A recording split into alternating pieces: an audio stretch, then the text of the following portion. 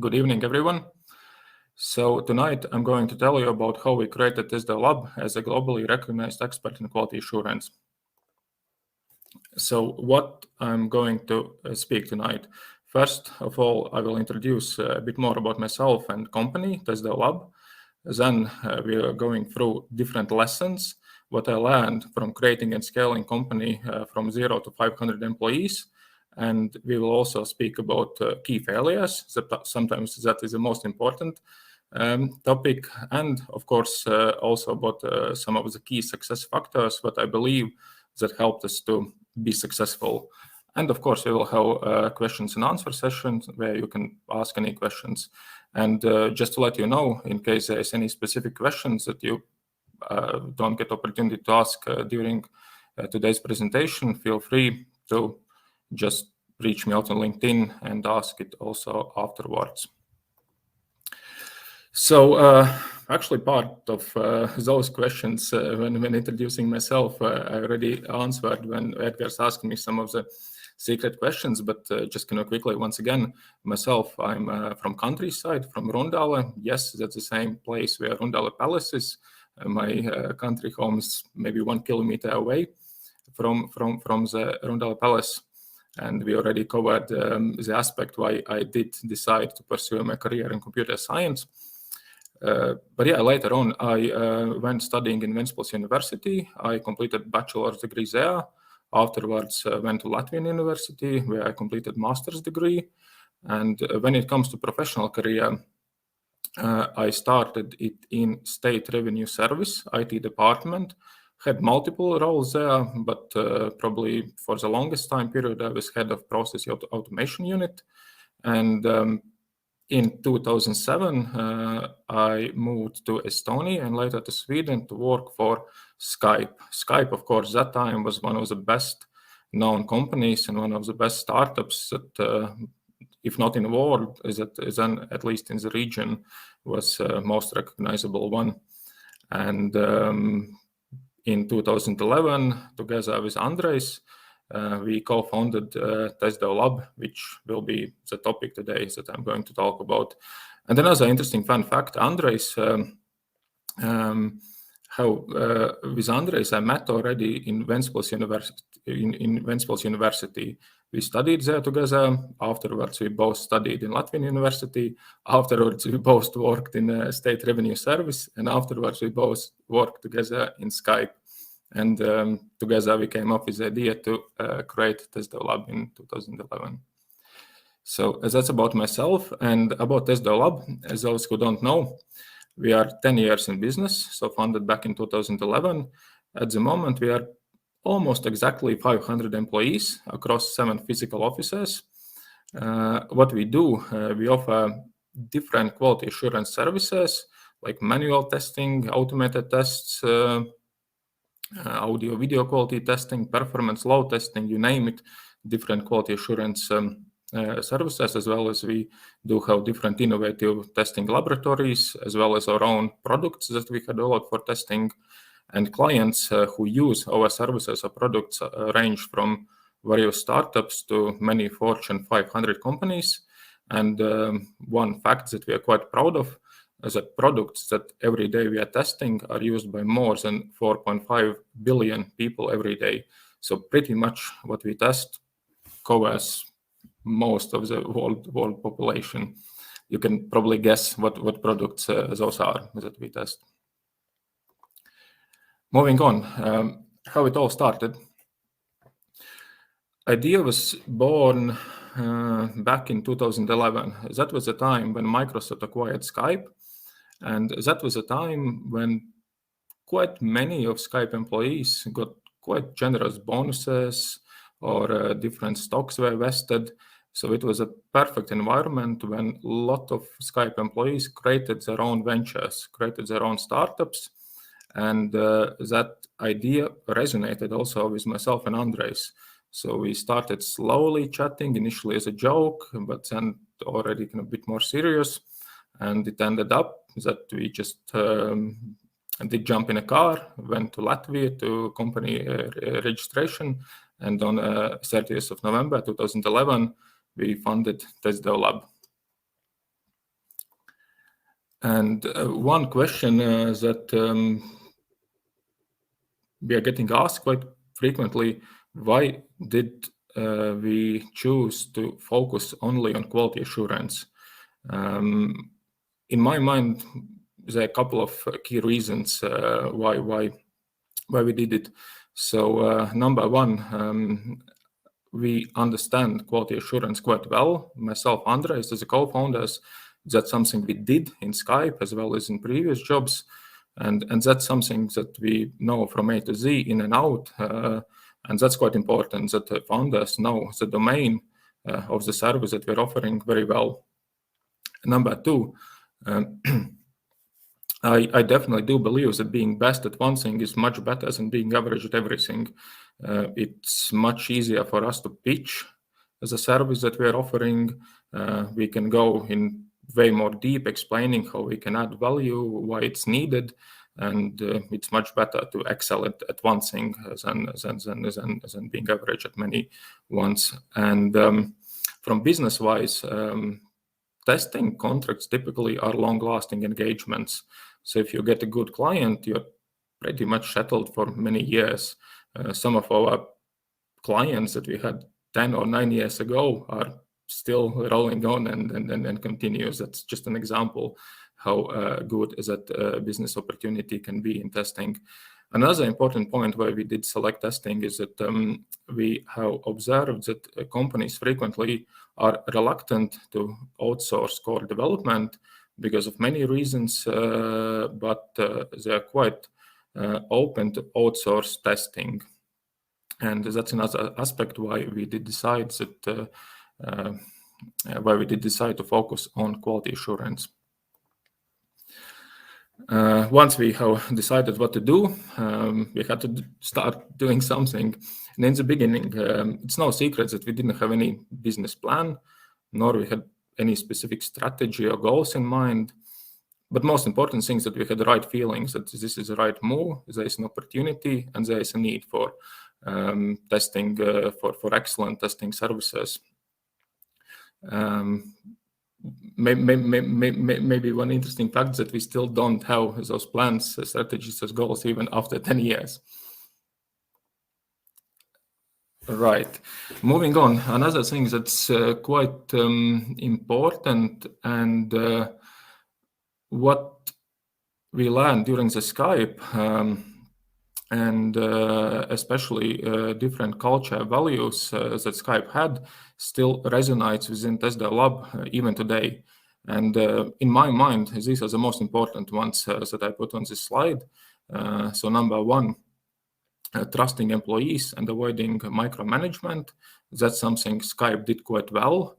And that's something that we learned and also apply every day to TestDevLab life.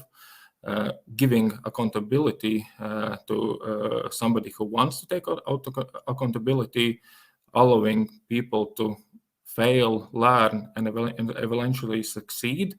That's something what Skype culture had, as well as we feel that something is working quite well, and we want to adapt it also to TestDevLab.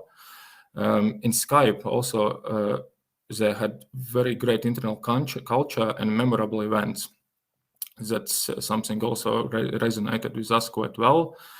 Another important thing from Skype lessons was that at Skype, what I observed quite a lot, and myself, I also participated in many interviews, I did notice that culture fit and attitude and motivation of candidate was frequently valued more than actual technical skills.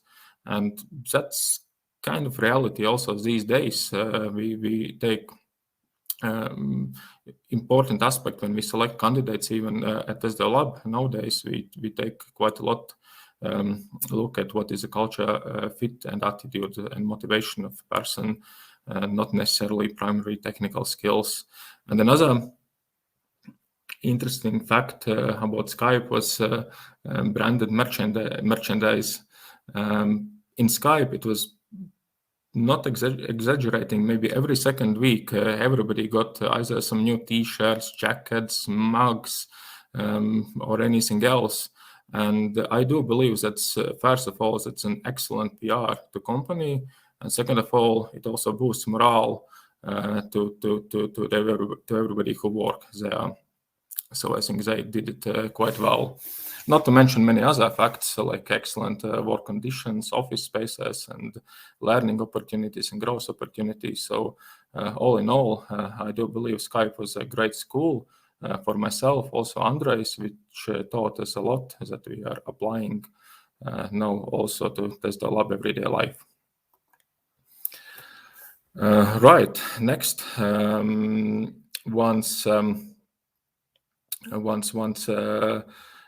we established company, there's again quite common question that we get asked: what actually need to be done in order to start a service business? Are there a lot of investments needed, money needed, what it takes? So I can answer you how it was in our case. So number one, no big investments are needed for service business. Of course, you need something, and that something means number one, of course, you need some money to set up a legal entity and any associated costs. Number two, of course, you need initially most probably you need some office space, premises. In our case, we had help from Ventspils High Technology Park, obviously, as we both did come from Ventspils. And of course, you do need some initial investments for, especially in software testing business for hardware, different devices, phones, any other test equipment. And probably the biggest investment that initially is needed to kick off such business is enough funds to have at least several months of payroll for initial employees. Because of course you can't expect that immediately you will get enough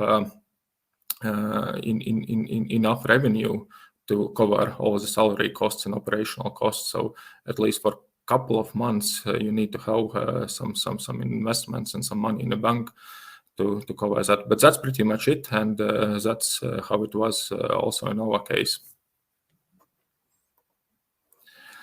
And moving on, next, of course, most important questions that many of us ask: how did you get first clients?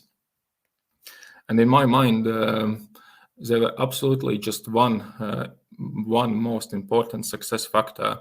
And that success factor is quite simple: to have a very strong business relationships and business contacts who we know already prior starting TestDevLab. Because, of course, initial clients who signed up to use our testing services, it was not because we had good sales pitch. It was not because we had great web page. It was not because of our prices. It just was due to the fact that they knew owners and they trusted us. For example, one of our first two clients was Orange operator, one of the biggest European mobile telecommunication operators. And we got it just due to the fact that Andres was consultant and he was able to pitch to Orange and explain the value, how we can help with different testing services to them. And another example is Twilio. In Twilio, one of my former Skype bosses with whom I worked together, he recently left Skype and moved on to work for Twilio.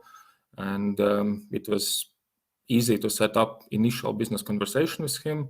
So explain what we can offer. And then step by step, we entered initially small scale project and still work with them together those days. But that's just an example that, of course, in such service business, initially clients, they just don't appear or knocking at your door. It's mostly due to business relationships and business contacts.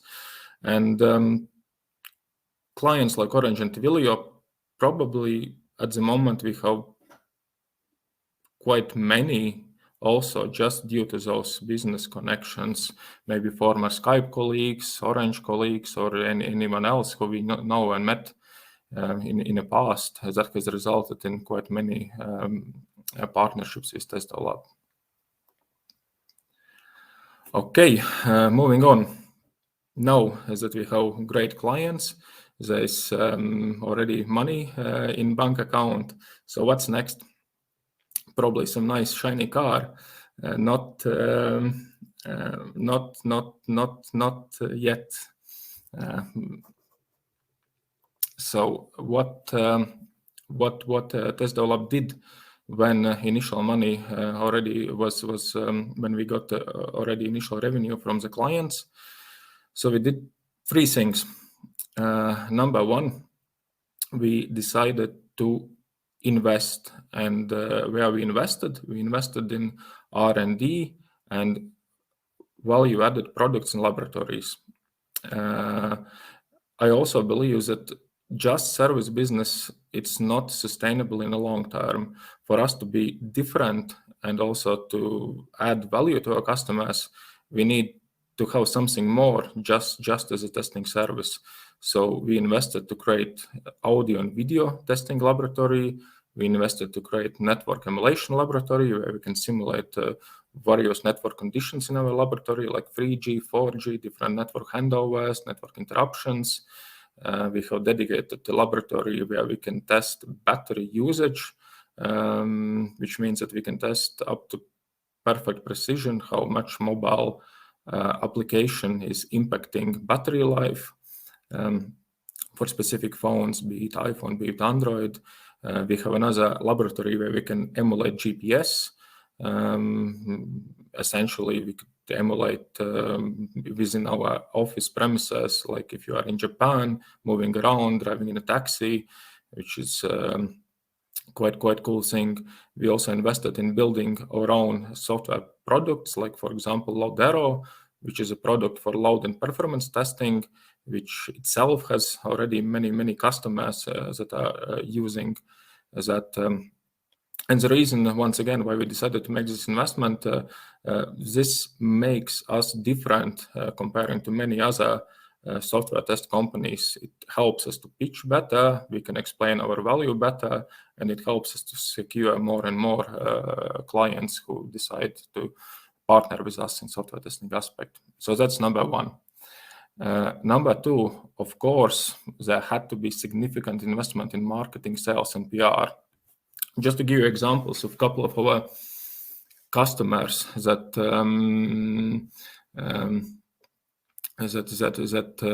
we have thanks to marketing, sales, and PR. There, of course, are multiple work streams when it comes to sales, marketing, PR. Just for example, one of those work streams is content marketing and blogs. So we frequently write technical blogs about various topics, performance testing, load testing, security testing. And one of those articles we had about battery consumption testing. And just randomly one day, somebody wrote to our email with domain @motorola.com that, hey, that was an interesting article here at Motorola. We are keen to find out more how you can help us with battery consumption testing. And that's how it started. That has been one of big accounts of ours, Motorola, and thanks just to one blog post. That's just an example how a small thing can lead to quite big accounts. Another thing where we invested quite a lot is different Google ads.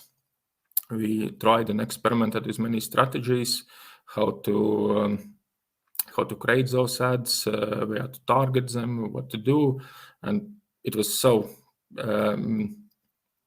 good to see this year, for example, that companies like Zoom and Google have found us just to Google search ads and inquired, saying, hey, we found that you are doing some sophisticated audio video testing. Can you guys help us?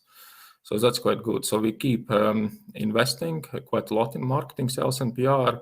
We always keep experimenting because things are also changing all the time. There is no one good formula that works. We repeat what works, invest in it. We stop what doesn't and just continue innovating, experimenting what works in marketing, sales world. And the last thing where we are investing a lot, and I do believe that this is super important for service companies, is to make a public image that we are trustworthy. And it's not easy to do because if potential partner and client doesn't know you, most probably somebody at that company will do due diligence. Somebody will be tasked, hey, find out more about TestDevLab. Are they trustable? Are they reliable? And that applies to any service company. So we invested quite a lot and it making a trustable image. So what it means that we started to become certified. We completed the ISO 27001 certification. We made quite a lot of external media publications about us.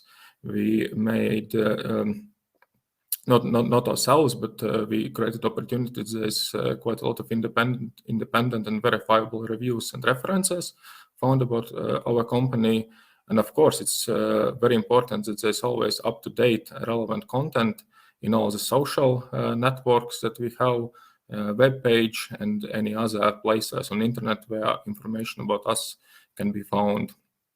And that's a constant work that we need to do going on. Right, when that is done, the next challenge comes how to scale, attract, and retain people. And that applies also, I do believe, to most service companies. And I do believe that one of key success factors here in Latvia is our daughter company, TestDevLab School. And TestDevLab School, what it is our own company that focuses on training new talent, and not only new talent, but just it can train new skills for existing professionals. There are multiple courses on software testing, software automation, development, and so on. And why it's important also for TestDevLab, because we can always select best students from TestDevLab School and offer employment opportunities for TestDevLab. So there has been quite many new folks that joined our company just because of TestDevLab School courses and trainings. So that's one important aspect that helps us to scale. And of course, another important thing is going international. As we exceeded maybe around 300 employees, it's just not possible anymore to scale in Latvia. There were so many demands from existing and new customers. In order to fulfill those demands, it was just not possible to get people in Latvia. So we opened also a daughter company in Estonia. We opened a branch in North Macedonia. At the moment, we already just 2 weeks ago opened a physical office in North Macedonia. At the moment, 55 people working there. And we, as remote work is quite common, we do hire from a lot of different locations. You can see in a map, but that's important aspect, and definitely that's something to consider, and we will continue doing that. And in order to minimize retention, of course, any company need to have a strong culture and values. And that's something that we did learn also from Skype, somewhat adapted. And in my mind, these are a couple of things that we do in order to keep our people happy, motivated, and stay with us. So number one, when it comes to different events, our approach here is that not being afraid also time by time to invest more than rationally needed. It makes people super happy. Again, it's great PR, and this is something that we do time by time, and plan to continue doing. Same goes for memorable events and experiences, something that I believe in. And of course, there has to be continuous training and growth possibilities. That's the reason also why we created TestDevLab School, to provide endless training opportunities for employees, growth possibilities. That's super important for everyone who works at any company, to have a clear career path, as well as have opportunities to train whatever skills they want and wish. And of course, as any company, there has to be good, strong team building events. During pandemic, they could be hybrid, online, but they have to be in order for people and teams to bond, work together. So that's something that we keep in investing and taking seriously. Going on, some of the key failures during the journey that I can share with you. So I selected a couple of ones. Of course, there has been multiple failures, but some of them, which I do believe could be interesting for this audience. I selected 3 of them. Number one, that was a failure, I do believe, at initial stages, initial years. Number one was trying to do everything by ourselves. Like, for example, I was trying to be accountant initially, failed, got VAT number removed from our company, tried to do initial web page myself. Not very proud of what was done there, including design. We did come up with our own Google Ads strategies. It ended up just with some random emails from Pakistan. So that also didn't work out quite well, but that was kind of good learning for ourselves. So that's number one, not trying to do things ourselves, but even initial stage things which you don't know, you find right people who you can help us with those aspects. Second, hiring mistakes. Yes, sometimes it has cost us a lot.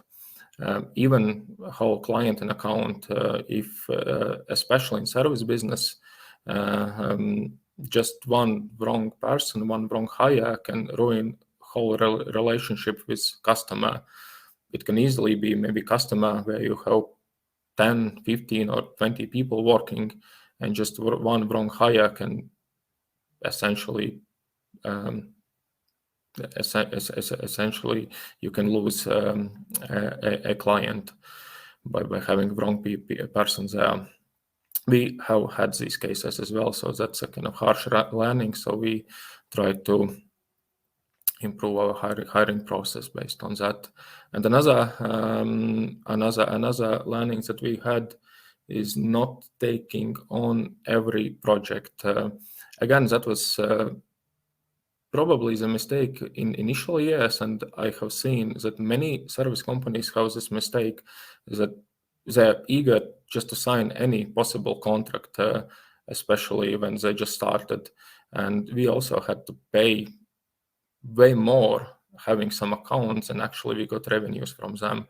So there has to be very careful assessment what you sign up for, what are the terms, what are the rules, and not just taking any client because there's opportunity to get a deal. It costs a lot sometimes. So those are the 3 things that come in my mind during this journey that we have learned. And success factors, what actually made us quite successful.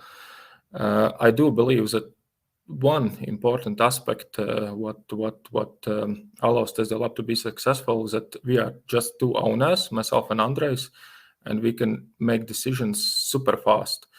Like operational decisions, we almost do immediately, and even strategic decisions, we just come together, and sometimes in a matter of minutes, we make decisions like, let's open a new office in North Macedonia, let's open a branch in Estonia, let's do this, let's do that. So let's invest in new R&D product. Let's start audio video department. Things like that we can do immediately. So that is a differentiator us comparing to many other companies where there's a lot of different meetings or board meetings, or sometimes if there's some external investors, you need to make sure that you align those decisions there. So none of that applies for TestDevLab, and I do believe that's definitely one of the key success factors. The next one, which I already touched based in initial slides, is Skype Mafia. Skype Mafia is essentially ex-Skype colleagues and business connections. So people who we know from Skype times, and not only from Skype, but strong business connections, that helped to accelerate company super fast, especially in the initial years. And that definitely has been a key success factor. And another thing, very important one is ability to make right decisions at the right time. Like, for example, back in 2020, when pandemic started and when everybody, whole world went to working from home, and work, schools went to remote teaching options. What it meant that all audio and video real-time communication services, as well as different streaming services, skyrocketed in terms of usage. So what we did, we invested in audio, video, and streaming testing laboratories, and that was a right move. At the moment, for example, just in audio video testing department, we have more than 100 people working, and there's huge demand still for such type of testing. And that is pretty much it of my story. Thank you for listening. Happy to hear if you have any questions to ask. Can you hear me? Yes. Okay, that's good. Sometimes my camera decides that I have been talking too much and it just takes off the sound. So we are waiting for questions.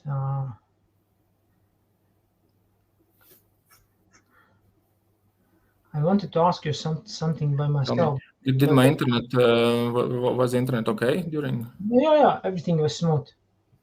Okay, here's Leva asking, I will show it on the screen.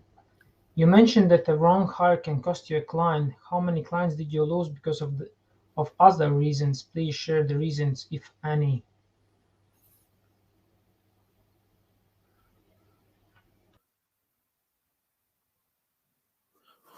Yeah, so definitely one thing that kind of comes in my mind that was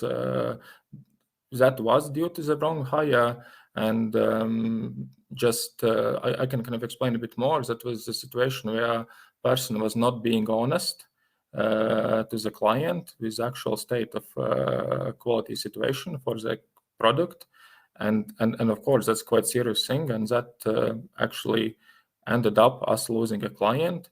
But that, I think, is only time when situation like that led us to losing a client. That's the only thing that I can kind of recall, probably 7 years or so ago. And that was a very harsh learning for us, being careful, not only in hiring, but also in developing, training, and speaking with people. Yeah, thanks, Leo, for the question. Okay, I will move to the next one. Udis is asking for some more fail stories, if you can. Not enough. Quite good failures. Losing a client. We had. I lost when I was accountant myself. I already told I lost the value-added number because I decided to do accounting on my own for a company. That was quite huge failure in my mind for a company, and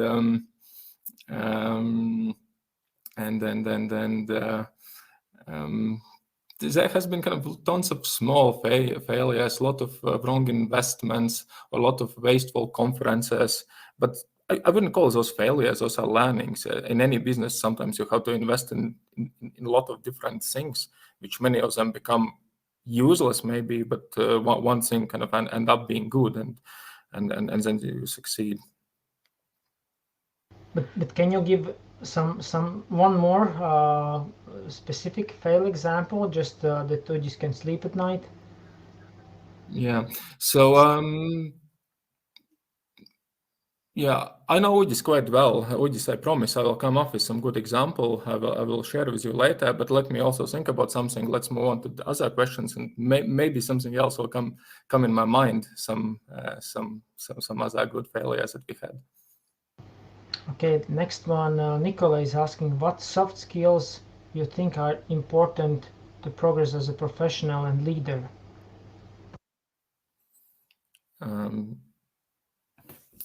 Well, when it comes to soft skills, of course, number one, good communication. Number two, being good listener. Number three, there has to be also good leader need to understand people, and not only when it comes to people, they need to understand both people with whom they work with, like employees, as well as customer, client. So there's a bit of psychology aspect. I do believe that professionals can sense and understand quite good people around them, what they want, and when they understand that, they can figure out how to motivate, how to communicate properly, how to explain things, or how to pitch things to the client. But most important is good communication, ability to listen, ability to understand, ability to explain. So it all goes down to that. Okay, let's move to the next one. Arthur is asking, you're told that taking every project is mistake. How to decide if it is right project for your company? Over the years, we learned many small red flags when we are discussing about possible deal. And of course, number one red flag is that client tells on the first meeting, we know somebody who can do it cheaper. Can you lower the price? So we definitely don't want to go in a kind of bidding game, and we definitely don't want to get a client just because we can provide the lowest possible rate on the market. So if the intention of a customer is to get the lowest possible rate for a service, what they want, then that's already number one red flag that we have noticed. Number two, of course, we in a testing business, we look for long-term partnerships, and there's quite many possible clients who come and say, we need to test product A, and we need maybe 10 people for 2 weeks.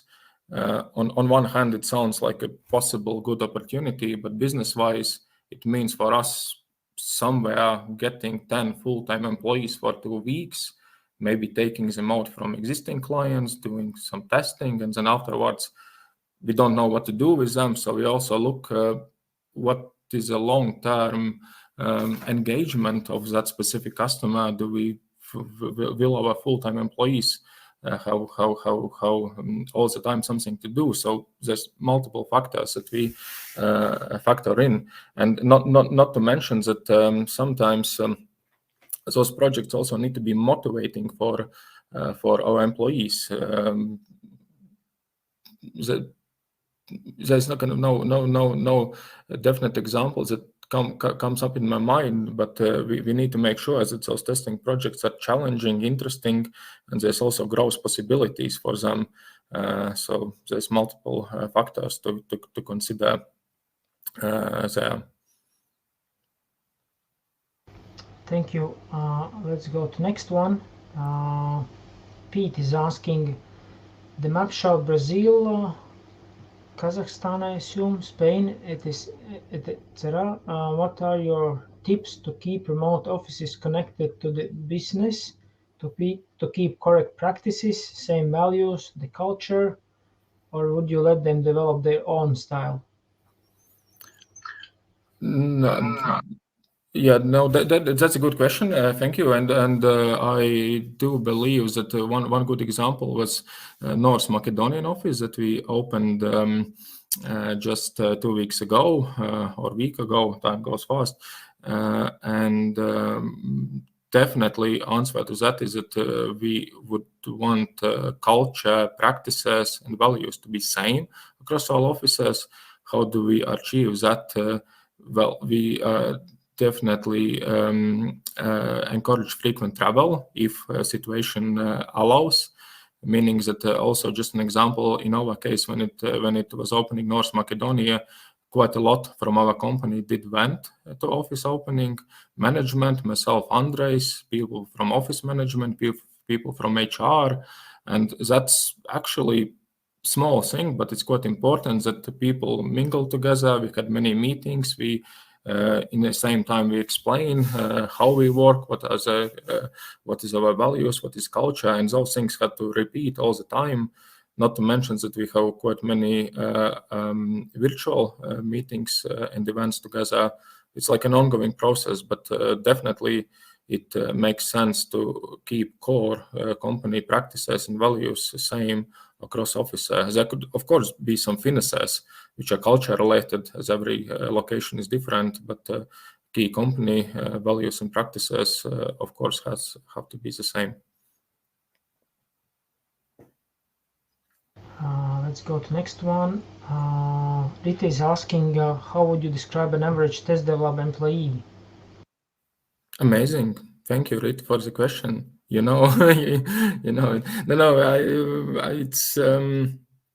smart, passionate, full of energy, willing to learn, seeking new things. So that's something that comes up immediately. Smart folks, we hope. I have to ask in the middle between all other questions, how close are your people to the burnout? Are you burning them out, or you have some ways how to keep them alive for longer time? Well, that's a good question. Probably that would be kind of question to themselves. But of course, like it's definitely not our intention at any point in time to burn out anyone. And we have a culture that a company, anyone who feels that something is going wrong in terms of being burned out or too much work, they can management like myself and Andres, we're always available and open for any possible discussions. So we never reject any answer or anything that's kind of happening, and always keen to resolve. And we have super strong HR team, and they can resolve and advise and work out any possible situations related to burnout or anything else. And also, of course, there's strong team leaders who are frequently first go-to persons when things are going wrong. Of course, I do believe that there's many situations when people feel burnt out, but what we try to do is to have, as I told, quite strong, not like system, but environment in our company where people can approach either directly management or HR team or the team leads, and we would never reject those situations and work out possible solutions in any of these cases. Thank you. It's not a question. I'm just showing you that Alfred is sending you some emojis. Hi, Alfred. And here's next question from Alexis. Would you make it without those initial business connections? Could you give some tips for initial phase in terms of selling Q&A services? Short answer is no, we wouldn't. Longer answer is maybe we would, but then we would need way more investments, probably a couple of 100,000 or $1 million for all those marketing, sales, PR activities to spin off. But Sean's answer is no. And that's the reason why I put it one of the success factors is that it wouldn't be possible to kickstart such business without strong business connections. It just wouldn't be possible. Either there has to be then huge investments which can be used for sales, PRs, or hiring many strong salespersons and initially keeping them on payroll, but it just wouldn't be possible. But that's also that would be definitely my advice for anyone to start who wants to start new service business. It's absolutely must have that you have a good background of connections of people you know from previous workplaces or events like DevClub or similar ones, there has to be good background with strong business connections in order to kickstart some IT service business. And yeah, we wouldn't be able to kickstart without strong connections. Okay, do you have any specific suggestions as a second part of the question? Could you give some tips for initial phase in terms of selling Q&A services? And make connections. Make connection. Okay. Okay. So Richard is sending you his heart. Same to you, Richard. Pete is. I'm not sure what that slash means. Thumbs up, I understand. Slash is, I don't know, cut your thumbs or it's just accidental.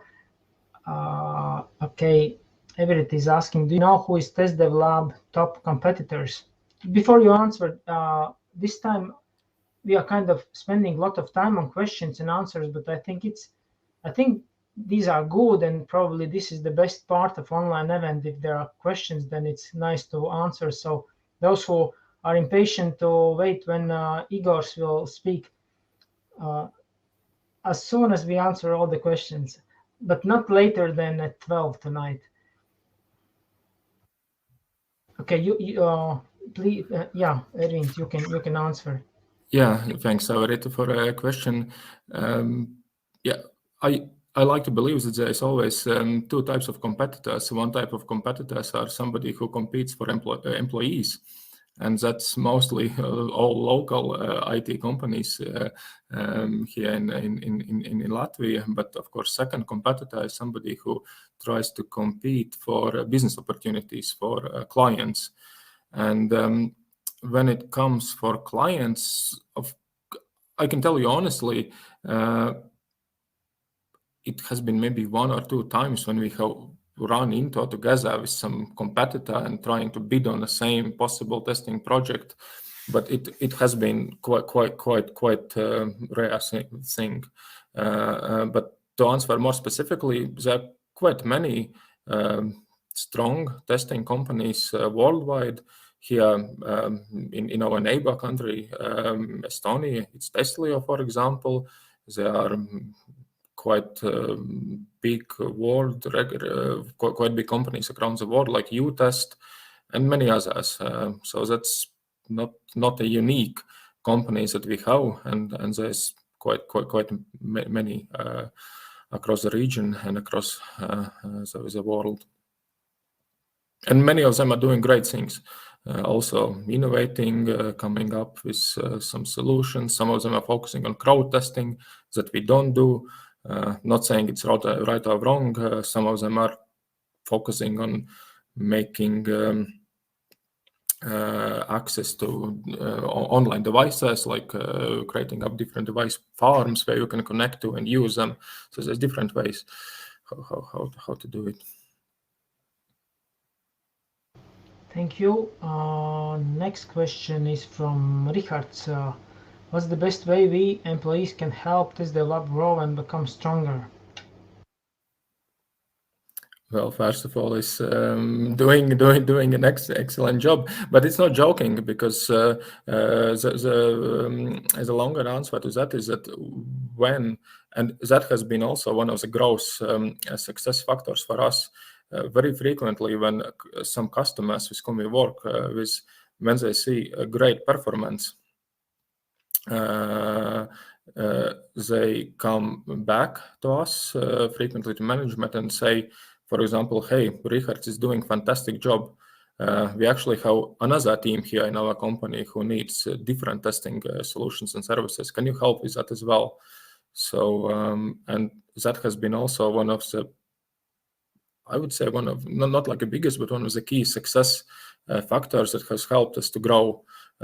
So simple answer is, if somebody does great job, it's being recognized definitely, and in that way we expand typically to more teams or to more quality assurance services or products. That's how it naturally goes. Thank you. DV, double V, or I don't know what double, asking, as mentioned, to grow we experiment, how you choose which topic sections is going to be researched and built as a new product solution. Yeah, thanks for the question. Let me try to grasp it. Not sure I fully understand, but let me try to answer it. So whenever I know a research and development team and also marketing team, when we come up with some random new initiatives and ideas, we try frequently to set some success factors or KPIs, which at what stage we will determine either it was success or failure, and we try to look at kind of real numbers after some specific time, as this is something where we need to keep investing or actually shutting down. Not always, maybe it's kind of 100% sticking to those KPIs, but that's the approach what we are trying to do.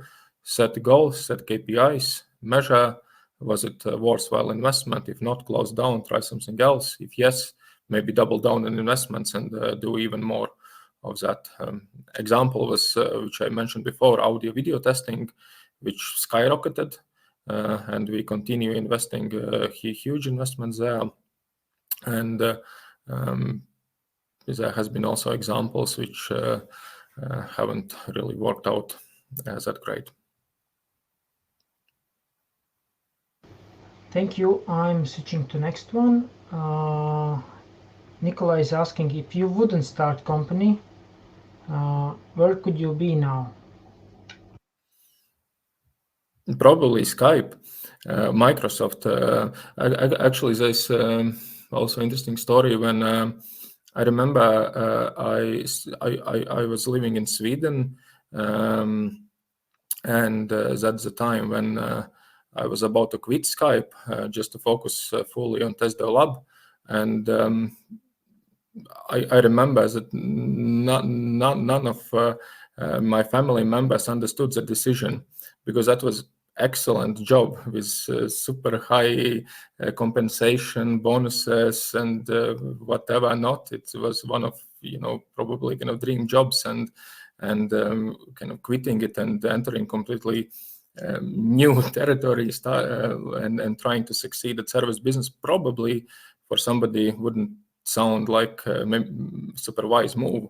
But answer, Nikolai, to your question, probably I would continue there. And I don't mean it in any negative way. It was fantastic opportunity working at Skype, Microsoft. It's a great company, great job, and I'm sure everything would be all right. It's just kind of different path that was chosen at that given time. By the way, I thank you for your answer. I just wanted to ask you, in addition, if I remember properly, 10 years ago when I communicated with Andres, you were still working in Skype, so it was going parallel. You were in Skype and you had TestDevLab, and Sometimes, yes. Why you did so? Why didn't you switch immediately to TestDevLab? Well, first, yeah, initially, yeah, nothing really have started yet at TestDevLab. It was those experiments which I showed in a slide, like different ad strategies, creating homepage, trying to figure out what we are going to do. And only when things kicked off, then essentially I quit Skype. But how many people already you had in a team when you were quitting Skype? Maybe around 10 or so.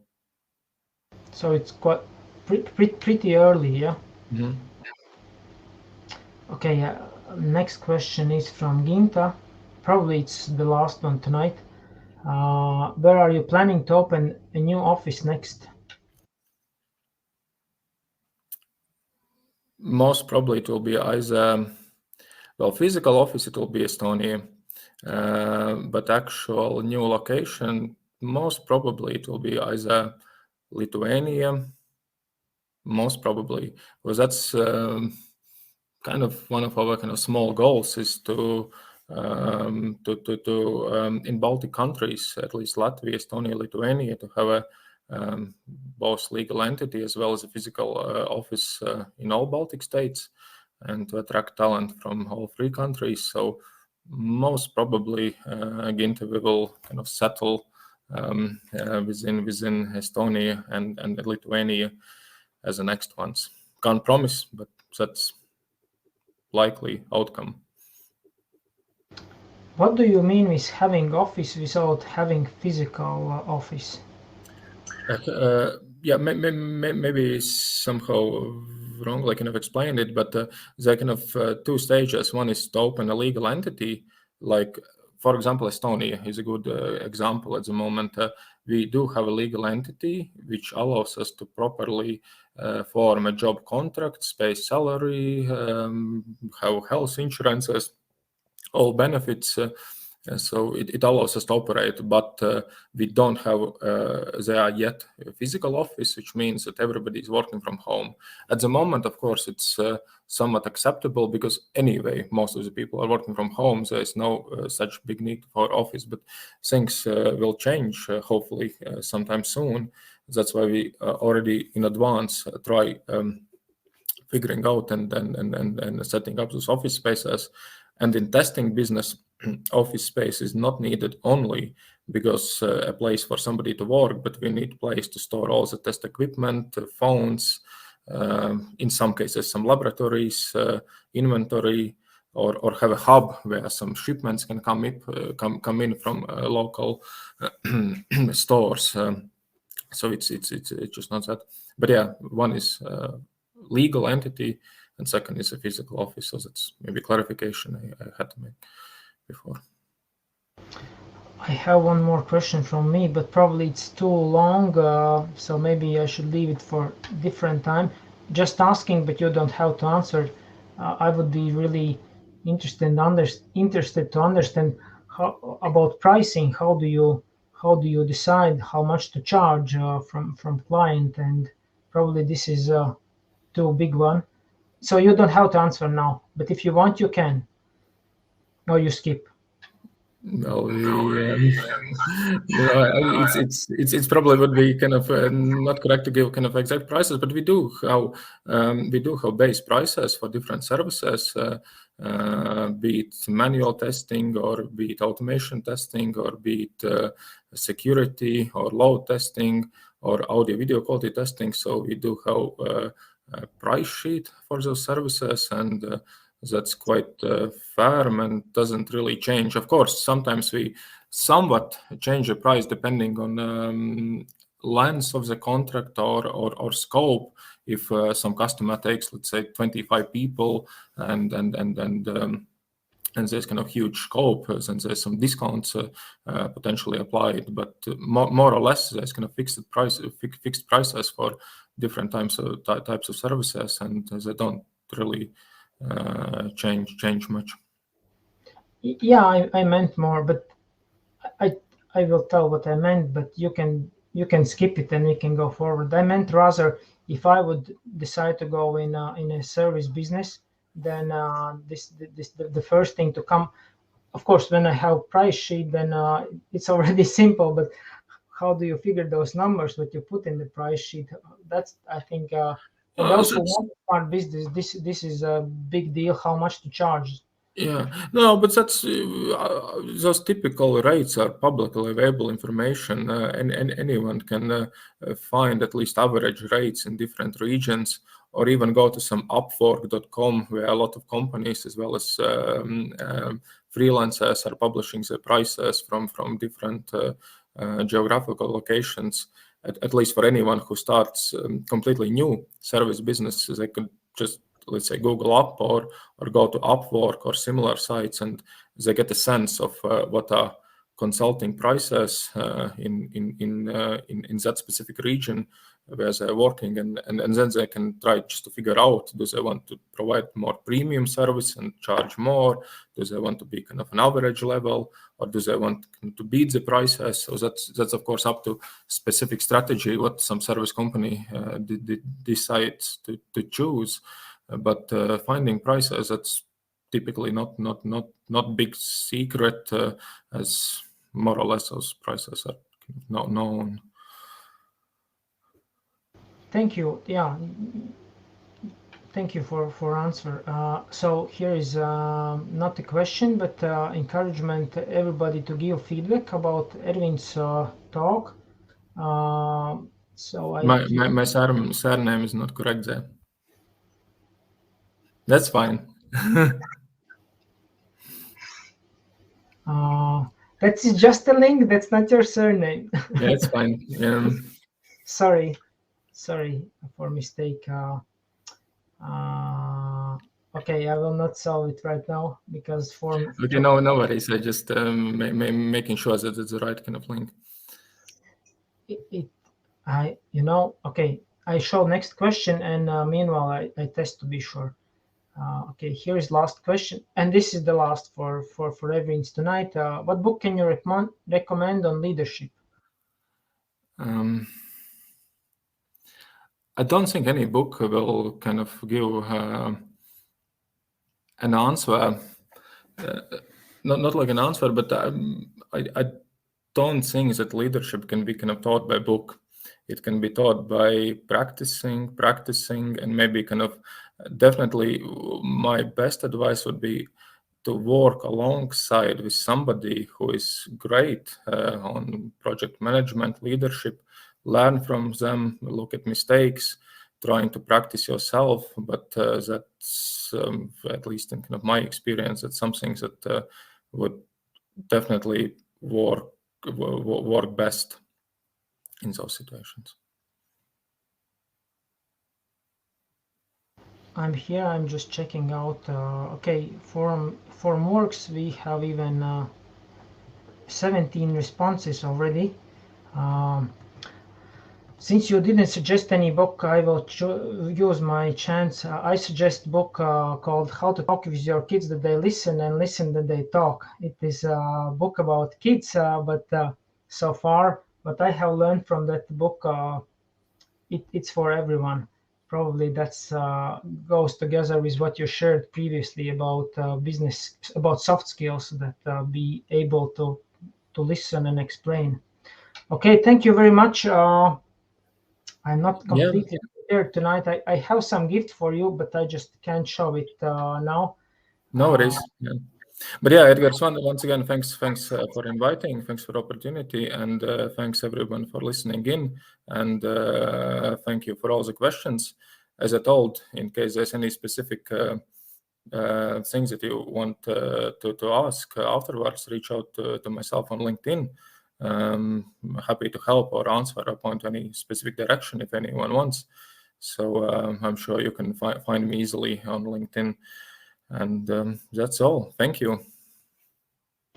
Thank you very much. So just to be sure, you will not be around now as you. I will stay for some time, but then later in the evening we have quite important. We'll use small sales pitch. We have audio video testing webinar at 8 o'clock tonight, where some of my colleagues will explain some aspects about how we test audio video quality, as well as what are some new innovations that we have developed and created, as well as some learning. So I don't want to steal this event's time. Just myself, I will probably jump in later on. But there will be also a recording if anyone else is interested in that topic. That will be available for anyone later on to listen. Feel free to drop a link in a comments here. So yeah, thank you very much. Very happy to have you in DevClub, and now Likewise. we will have those 3 or 5 minute break, just as promised in beginning. So, and I will. Great, yeah. If you want to say something, say now, or I will. No, have a great rest of the evening. Yes. Thank you.